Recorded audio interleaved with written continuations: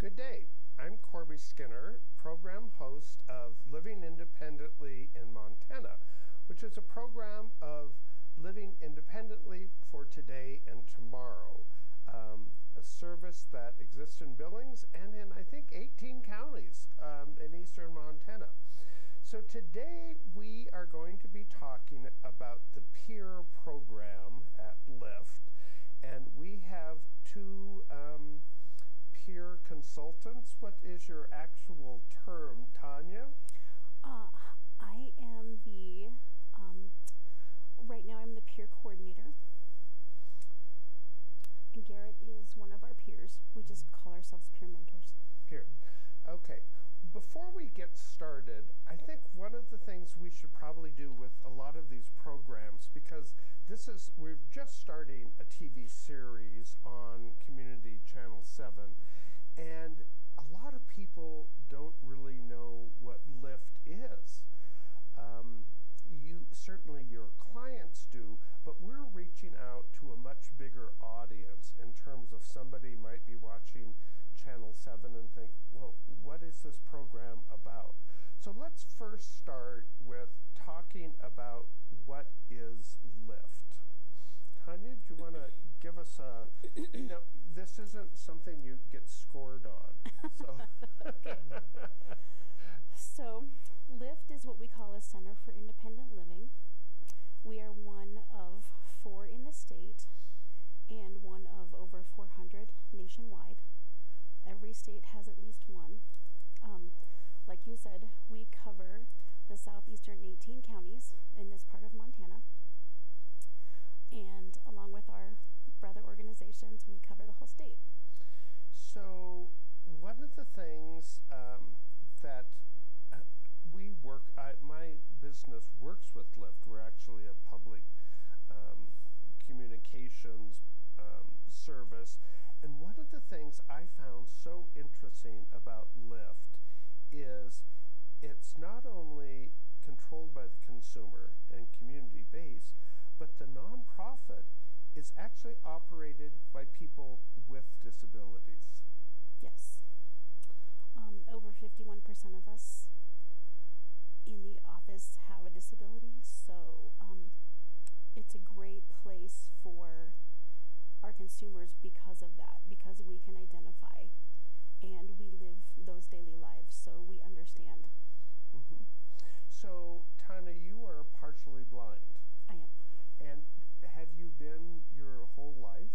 Yes, I was born premature. I was three and a half months premature, and the retina part of my eyes wasn't fully developed.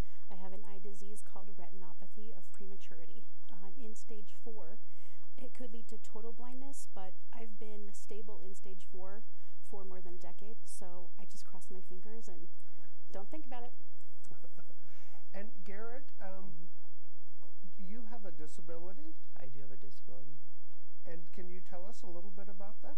Well, I have both Aspergers and schizophrenia. Ah, so Aspergers is interesting because there's a whole range. Yeah, there is. It's a spectrum. Autism spectrum disorders is what it's called. Yeah, I have what they don't call it Aspergers anymore. They call it high functioning autism, which is a mouthful. Yeah. But I imagine as peer consultants, when you're dealing with other people that have a wide range of disabilities, there's probably comfort there. There really is. I've gained a lot of perspective working there, because even as a person with disabilities, there's many things I don't know about, and I'm sure Garrett feels the same way. We come with our own stories to tell, but we also get to hear so many other people's stories, and it's really great for your self-esteem, for empowerment, when you can identify as peers and sharing those like experiences. Now, Garrett, you've actually started working with LIFTT back in 2009. You have been there a long time. Tell us a little bit about how you found LIFTT and got started.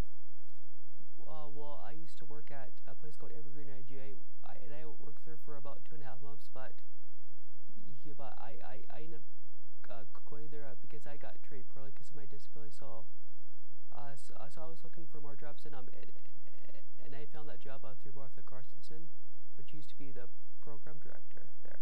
Oh, Yeah. And then did you start with classes there, or how did you become a peer?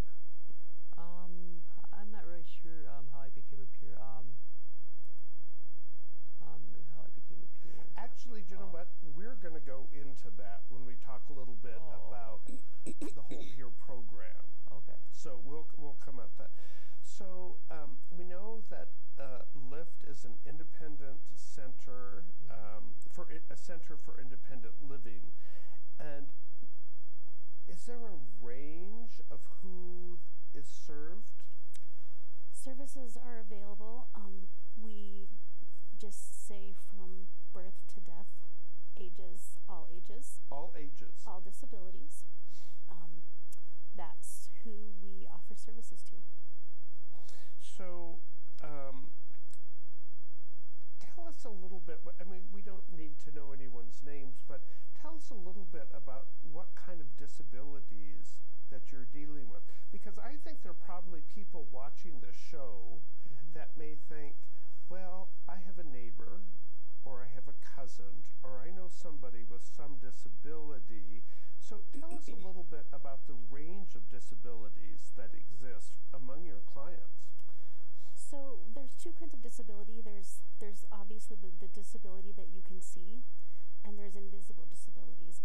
We've found, since I've been there, I've seen people with cerebral palsy, people with visual impairment, deaf people, people dealing with hearing impairments.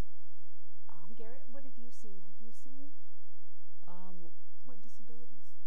Well, there's mental and physical disabilities. Yeah. Let's see. Traumatic brain injury. Traumatic brain injury. Let's see what else.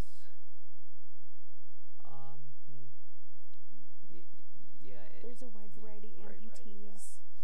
So one of the things that's been interesting since we've been working with LIFTT and the coronavirus is, of course, we started working in March when the whole virus started, and we couldn't meet.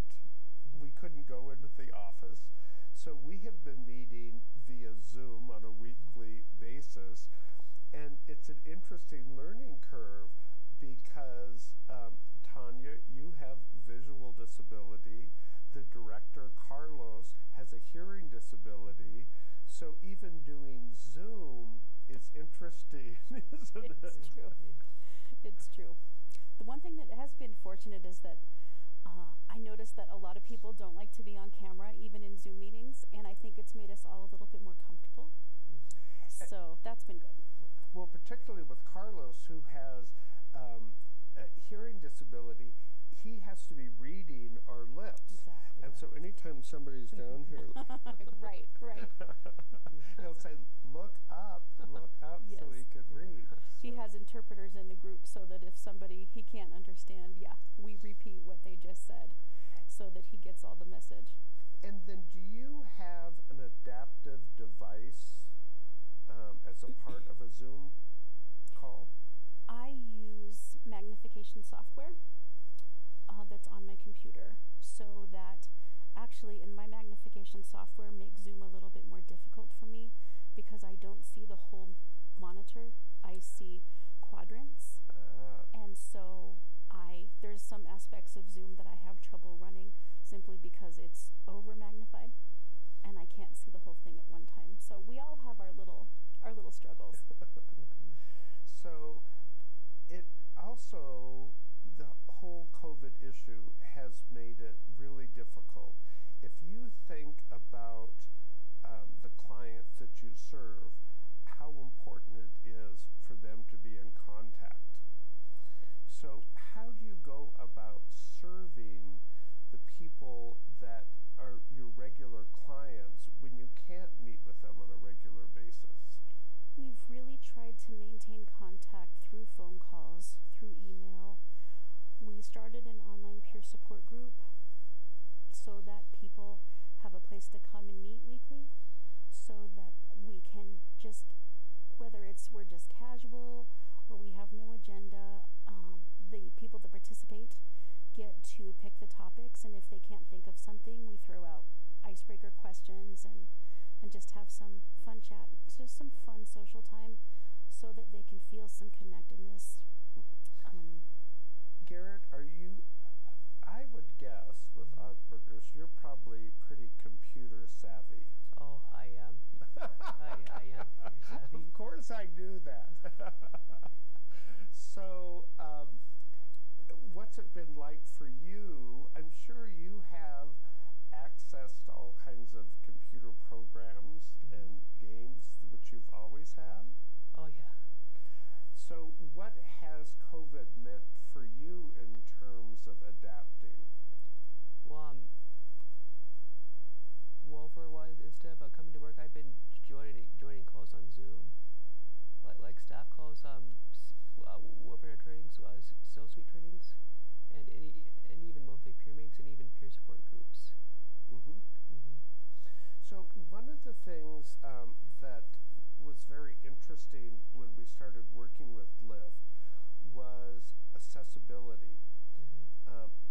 Certainly there are many of your clients that deal with transportation, and if they had somebody that could take them to the LIFTT offices, which are on Grand Avenue, that was one thing, but now there's no office.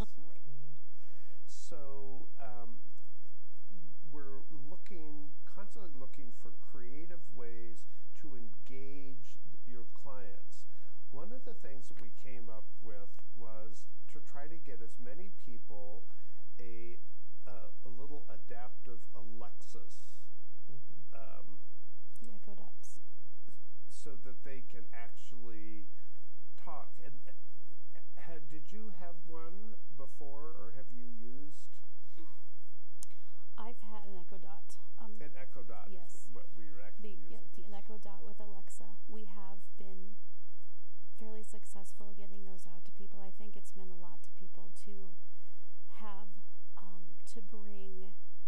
to bring society to them, so that they're not so isolated, and it lets them do things like, set timers for their medications, or read stories to them, or makes grocery lists. It really has allowed us to bring the outside world to them.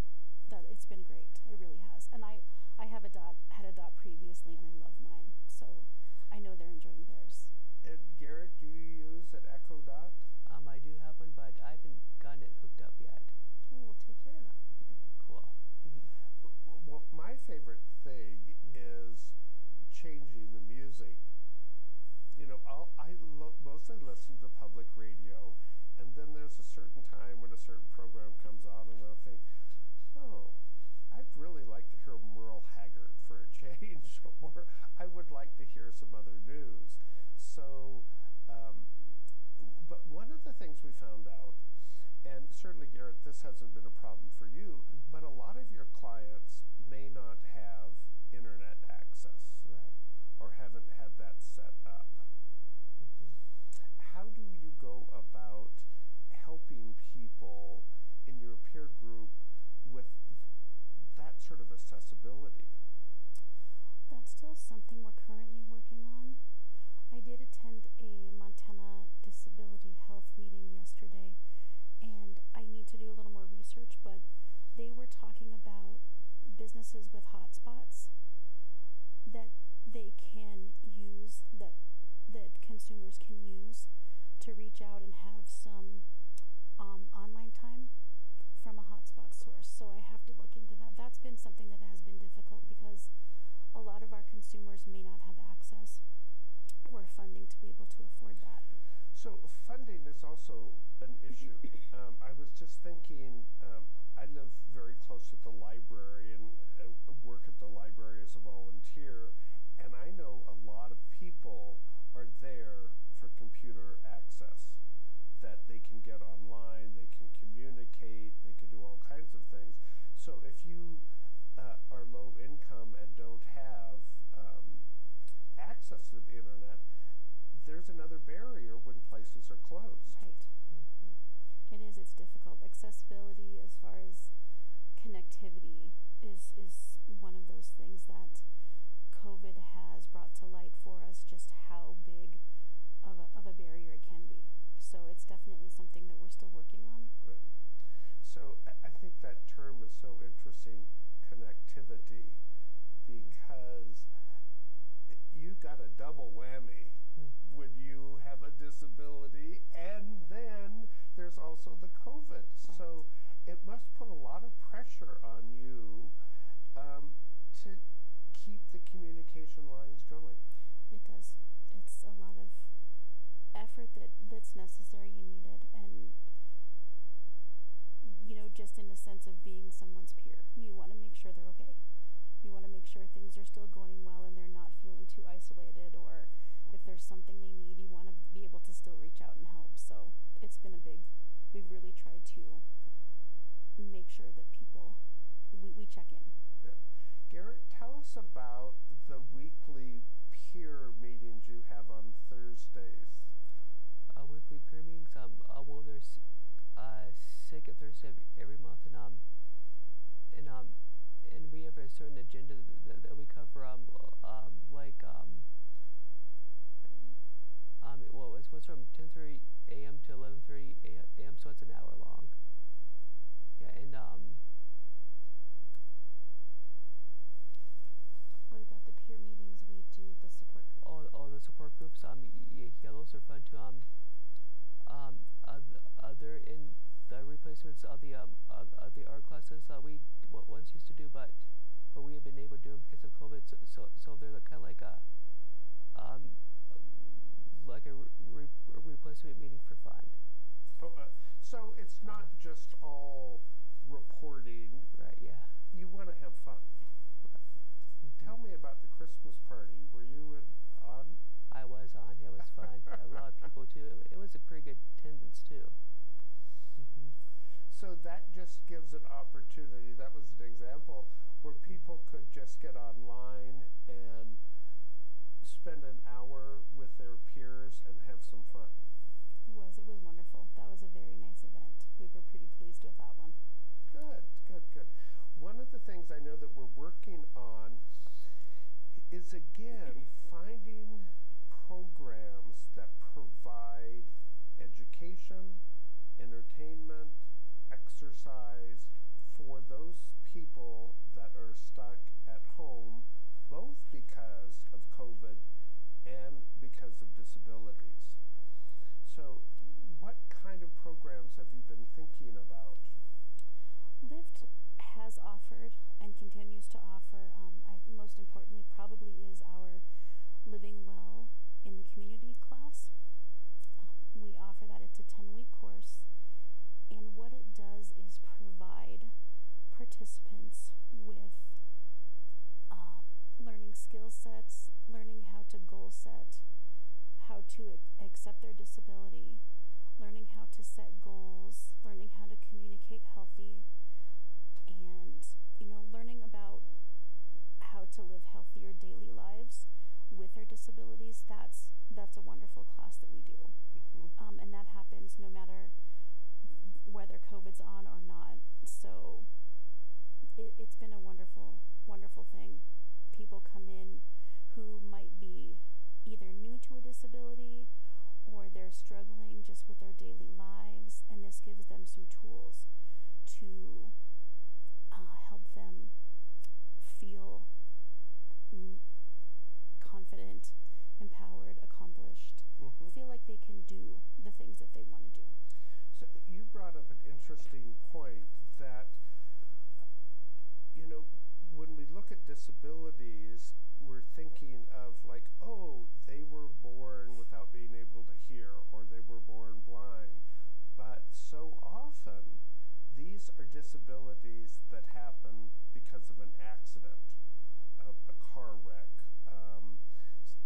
Somebody falls and damages their head or neck or whatever. Is dealing with people with new disabilities, difficult, or it's just such a different world, isn't it? It can be in the sense that a big thing for us is just acceptance of your disability. So I think someone with a new disability has a little bit of a tougher time, may have a little bit of a tougher time, because they are still, it's still new and they're still learning. And that's what's great when we're able to have peers that have had the disability, that have lived their lives with it, that know, that can share their stories. And that's really gratifying when a peer can help another person. So that really seems to be a very important core part of LIFTT, is the peer support group, so that people aren't isolated, so that they can learn. I imagine there's also some financial dealings and medical dealings that people need to have help with. Yes. Do you do that in the peer support group?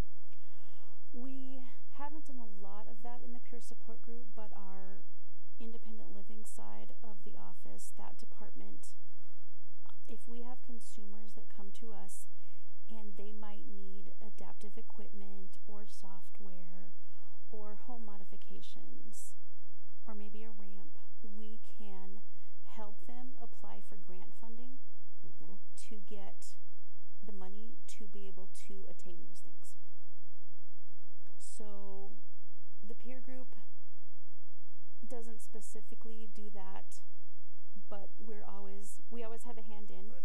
So that's a part, though, of what LIFTT does. Yes. Yes. So how does one go about being involved with LIFTT? If you have a friend or a neighbor that you think would benefit from it, what would be the first steps? So the first thing that we ask them to do is call the main office. It's 259-5181. And then they would be referred to an independent living specialist or to our PCA department. And we would take information down and find out what it is that they're looking for services. And then they would be assigned an independent living specialist, or they would, if they were working with the PCA department, they would the PCA department allows them, people with disabilities, to choose their own caregiver. Oh. Yes. So that's very interesting. It is. That you can be involved, but you can pick your own caregiver. Yes.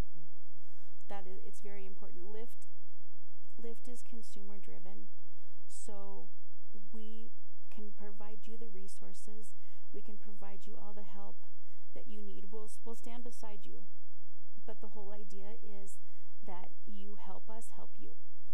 Does that make sense? And so, Garrett, is that what you did when you first started with LIFTT? Yep. And hence that's where the name LIFTT comes from, to help LIFTT, to help provide some oomph to it, to help assist. Garrett's right. Yeah. That's a really great point. Oh, yeah.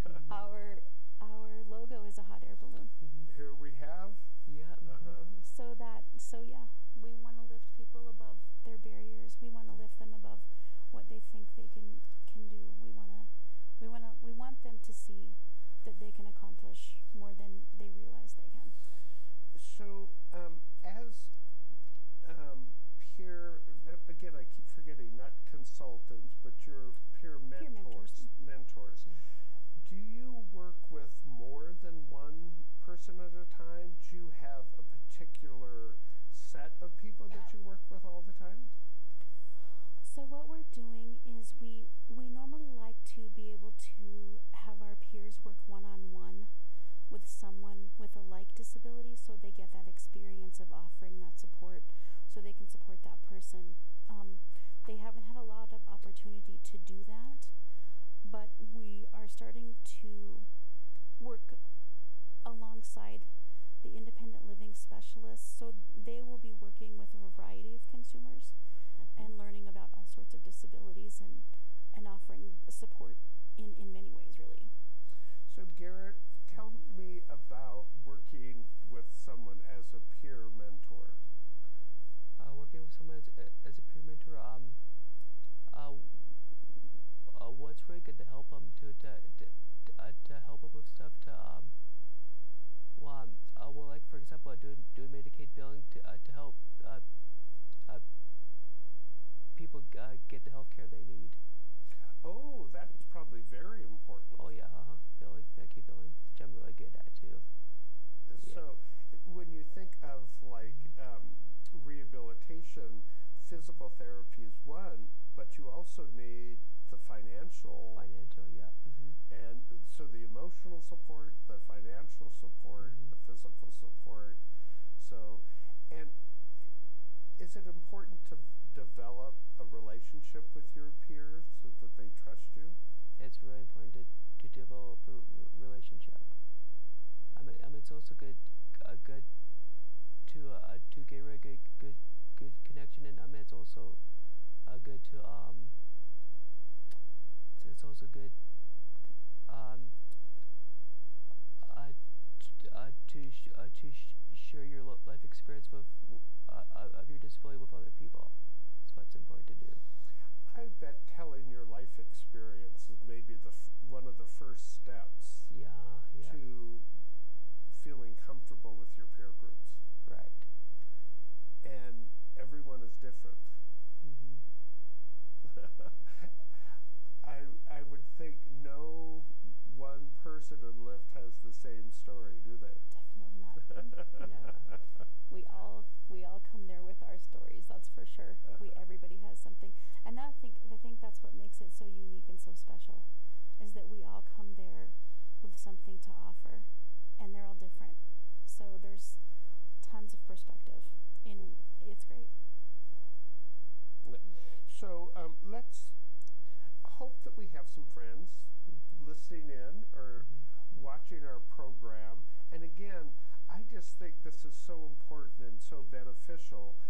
And we still have openings, right?